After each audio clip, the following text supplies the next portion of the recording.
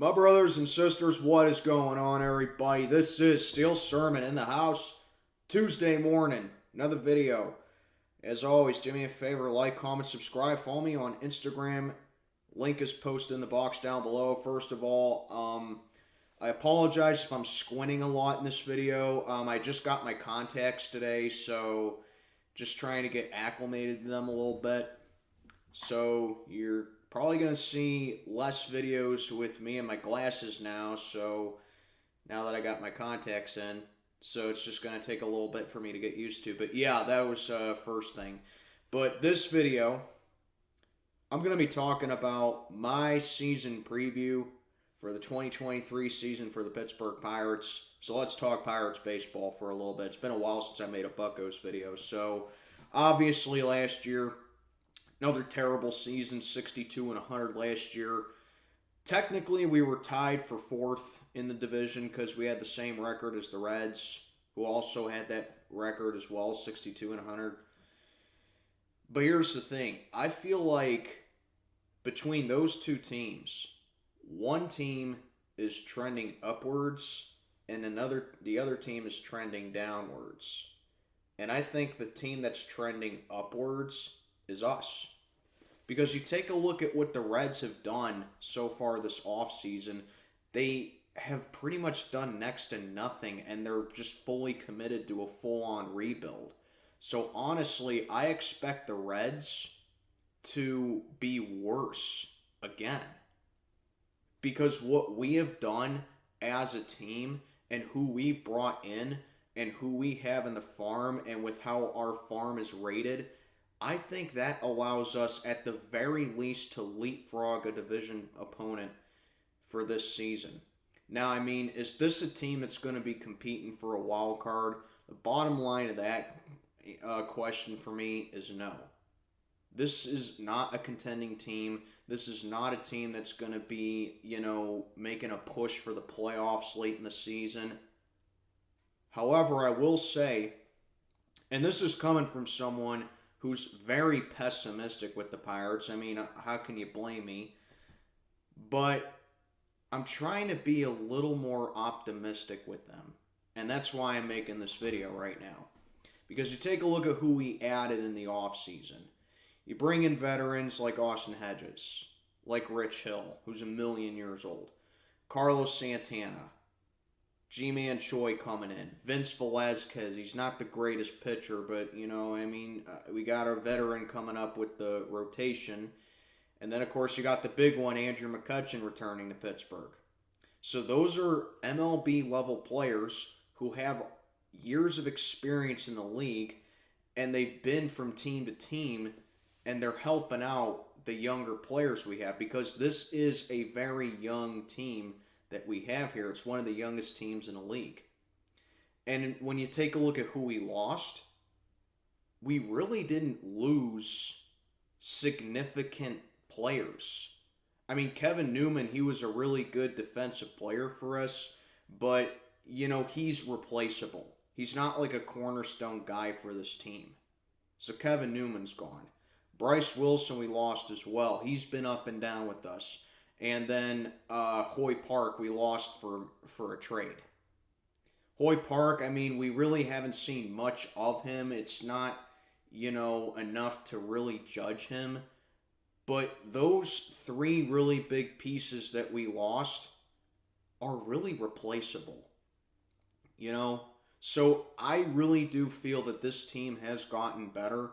I really do feel like that we have made progress with the rebuild for once, but we haven't gotten significantly better. And that's why we're bringing my personal opinion with the team. In order for us to really make some progress and to put a big dent into this rebuild and to have other teams just take us seriously in general, is exactly what we've done. At least we've done the first step of it.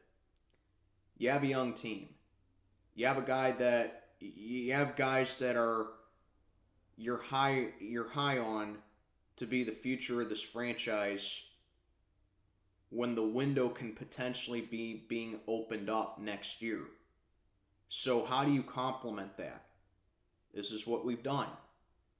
You bring in guys who can bring in a winning way to a bunch of players who aren't used to winning.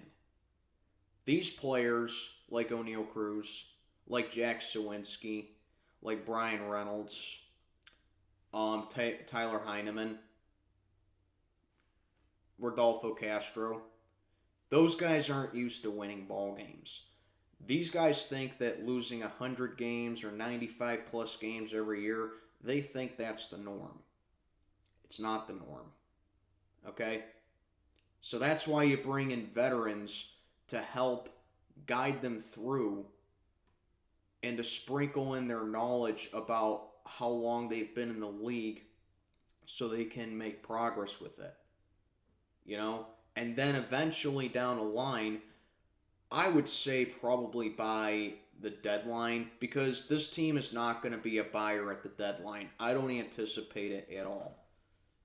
At the deadline, it can help if you ship off some of the pieces, someone you really don't need or someone who just isn't working out, and then you can call up some players at the deadline. And the main guy that I'm talking about, you already know it, Endy Rodriguez. Does he get called up for a cup of coffee in the league and plays the final 40 games of the season? Or do we see more of him, or do we see his debut next year? You know? This is what I'm talking about. This is how you take a rebuild seriously.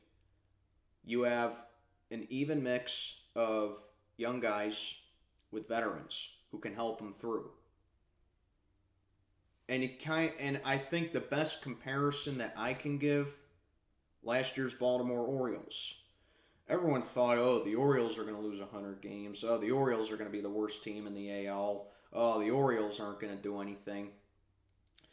They were above 500 in late August last year, and they even had a wild card spot at one point. Now, they didn't make the playoffs last year, but the Orioles finally called up their prospects. They finally started to give the team some life and inject some life with calling up their guys and giving their players more reps. And they started winning some more ball games. That's the best comparison that I can give this year's Pirates, last year's Orioles. I mean, do I think that we're going to finish above 500 this year? No, I don't think we've made enough progress with that yet.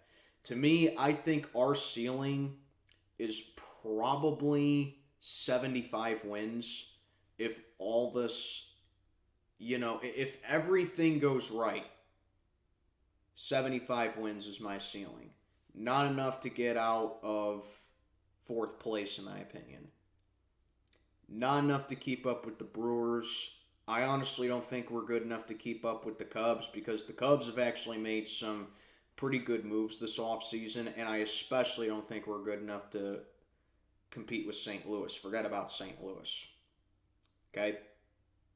But I do think we're good enough to leapfrog the Reds. Okay? Any sort of positivity that you can bring in with this team right here going into this season, you have to roll with it, because there's not much of it. So, with our farm containing, and back to what I was saying, with our farm containing 7 guys who are in the top 100 prospects in the MLB, I think that warrants us calling up some of these guys end of the season, beginning of next year, and then you really get the rebuild underway. You really get the rebuild taken off.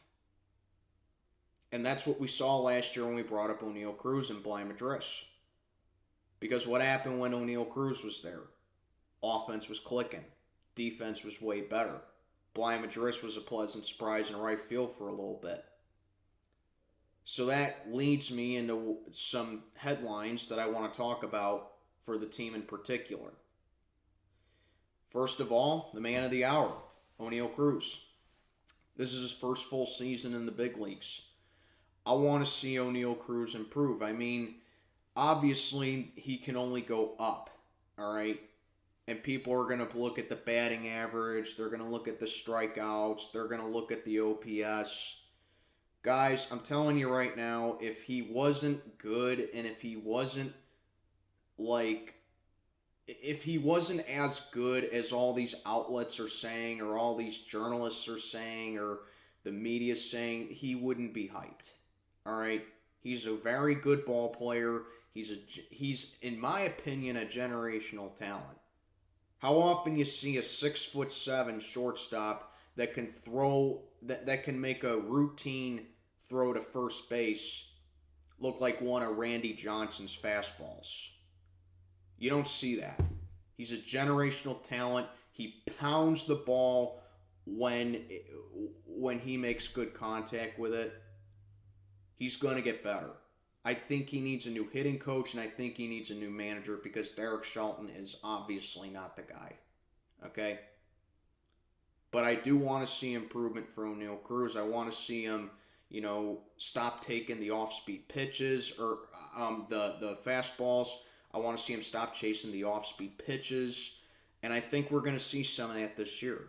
There will be a time where pitchers are genuinely going to be afraid to pitch to O'Neal Cruz. So that's number one with O'Neal Cruz. Number two on my headlines, Bryan Reynolds. Is he going to stay? Personally, I think he will. He requested a trade. The Pirates denied it. So I think that opens the door for us keeping him here and giving him an extension. It's been a hard negotiation with Bryan Reynolds because you don't know if he's going to be like, yeah, I'll just take what the Pirates are giving me. I'll take the next offer they give me, or, screw you guys, I want to go play for a World Series contender. We don't even know if a guy like Kutch can think that. We don't even know if a guy like Santana or whoever else we brought in,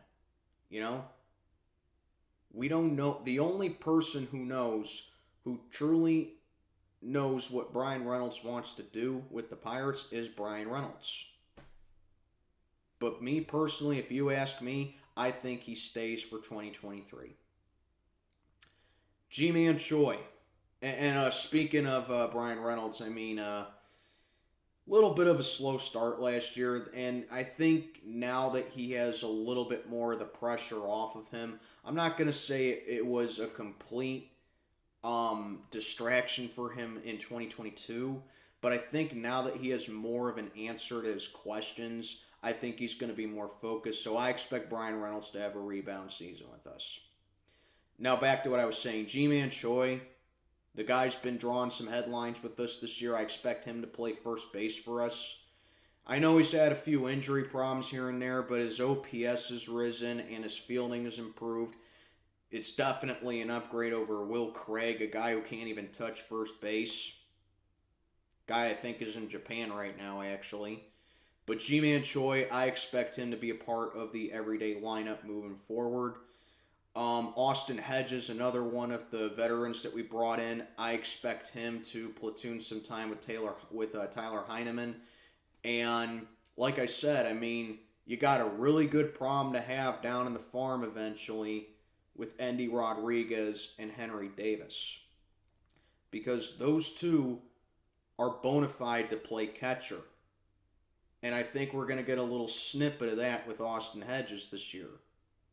Me personally, I want Endy Rodriguez to catch, and I want Henry Davis to play in the outfield because Henry Davis has experience with playing in the outfield, while Endy Rodriguez, I think, is just a better defensive catcher. Austin Hedges is a really good defensive catcher, too. I think he complements Endy Rodriguez in that fashion right there. So I think that the catching and potentially even helping out the pitching right here with a guy like Austin Hedges is going to give us a preview of what home plate's going to look like for us.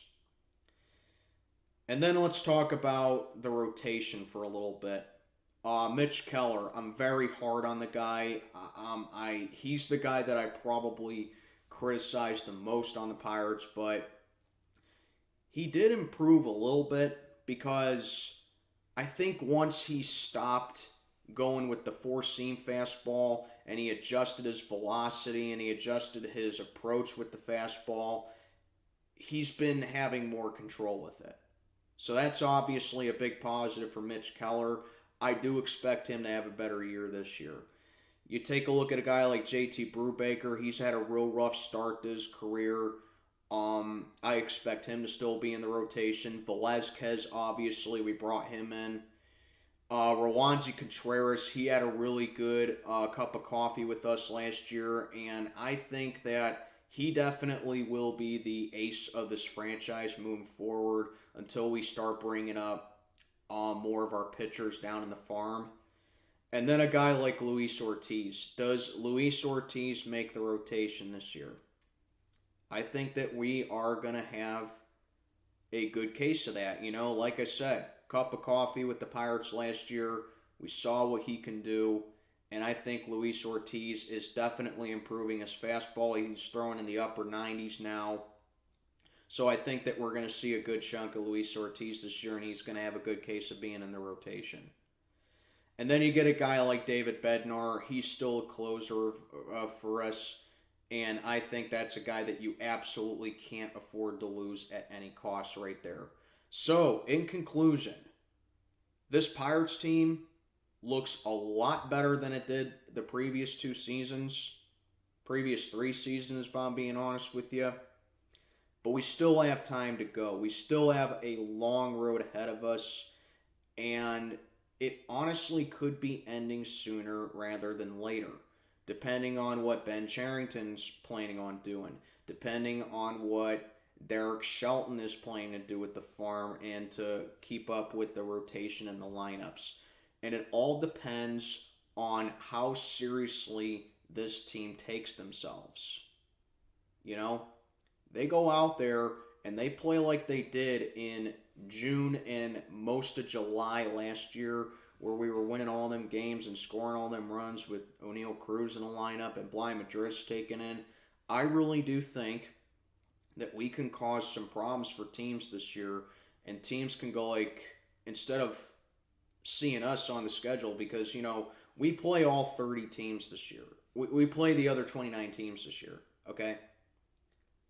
I think there will be a time where the teams, when they see us on the schedule, instead of laughing at us and saying, oh, it's the Pirates, that's an easy sweep, those are 3 easy wins right there, oh, those are 4 easy wins or whatever. I think there will be a time where a team looks at us on the schedule and they say, you know what? The Pirates aren't the most talented team in the league, and they aren't really good, but man, they will give you a good ball game, and they will do their absolute best. That's what I want this team to do. I don't expect them to make the playoffs. I don't expect them to finish over 500. I especially don't expect them to go to the World Series. But all I'm asking them to do is to just take themselves seriously and to believe in themselves. They have absolutely nothing to lose. Go out there and play like it. If you do, you're going to see results. I know it's the most cliche sounding thing ever, but Michael Jordan once said, you miss 100% of the shots that you don't take. And as silly as it sounds, it's absolutely right. Go out there, do your best, and just limit how many times that you get curb stomped. That's my main point. Because it just seemed like once a week, this team would get crushed by like 10 runs. I mean, are we going to get blown out a couple of times this year? Absolutely. Every team gets blown out. Any team can lose by 10 runs. Any team can lose by 20 runs. Like we did against the Cubs last year in Wrigley. We lost 21-0 to them, for crying out loud. You're going to get blown out. You're going to suffer some gut-wrenching losses. But if you can complement that with the gut-wrenching losses and the curb stompings, with come-from-behind wins, hard-fought wins, and kicking another team's rear end, I think this team is in good shape to really turn things around for the long term in 2023 and moving forward. So that's my preview with the Pirates for 2023. I expect us to have a much better season than 2022 and 2021.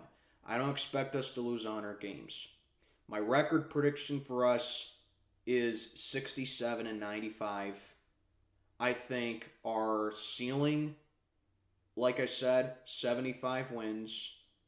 I think in order for me to, like I said about a month ago, in my opinion, in order for us to call it a successful season, we have to finish better than last, and we have to avoid 90 losses. The floor for us, I'm going to say it's going to be a total repeat of the previous seasons. We lose 100 games again. But I think this team has made enough moves and enough progress to avoid that, and I expect some competition this year. So let's get started. Spring training just started, and we'll go from there. Like, comment, subscribe. Let me know what you think down in the comments below. This is Steel Sermon checking on out for the day. May God be with you all.